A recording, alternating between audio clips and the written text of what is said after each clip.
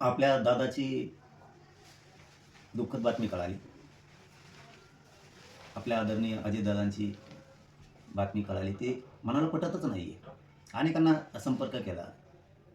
सगळ्यांनी सांगितलं पण चॅनलवरती पण सुरू आहे. तरी पण विश्वासच बसायला तयार नाही की दादाचं अपघाती दुःखद निधन झालं आहे म्हणून. दादा म्हणजे खूप आता राज्याची खूप मोठी हानी झाली, खूप मोठं नुकसान झालं आहे. असा असा नेता होणे नाही आहे. आता ही पोकळी भरूनच निघू शकत नाही कधीच. पुऱ्या राज्यावरती आता दुःखाचा डोंगर कोसळला आहे. सगळ्या राज्यात दुःख आहे. सगळीकडे हळहळ व्यक्त केली आहे. स्पष्टपणानं काम करणारे दादा.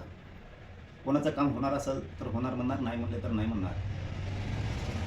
सगळ्याच लोकांचं याच्यामध्ये नुकसान झालं. सगळ्याच सर्वसामान्य, सगळ्याच सामाजिक प्रश्नाची जाण असणारे, म्हणजे सगळ्या जाती धर्माच्या लोकांच्या सामाजिक प्रश्नाची जाण असणारे दादा, ती खूप मोठी आता हानी झाली. सगळ्या जाती धर्माचे सामाजिक प्रश्न सोडवण्याचं काम दादा करत राहायचे. ते नुकसान आता कधी भरून निघणार नाही आहे.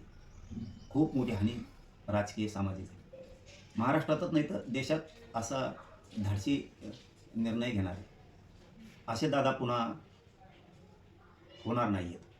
ही खूप शेतकऱ्यांपासून सर्वसामान्य सामाजिक सगळ्या जाती धर्मांच्या लोकांचं खूप मोठं नुकसान झालं आहे.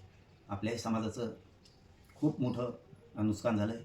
खूप मोठा सामाजिक राजकीय आधार दादा होते सगळ्यांचा. ही बातमी आत्ताही पटतच नाही आहे.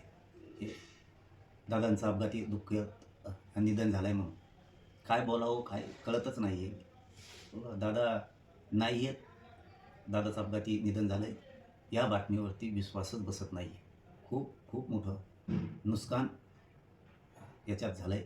खूप मोठा आधार राज्याचा, आपल्या सामाजिक राजकीय सगळाच खूप मोठं नुकसान झालं आहे.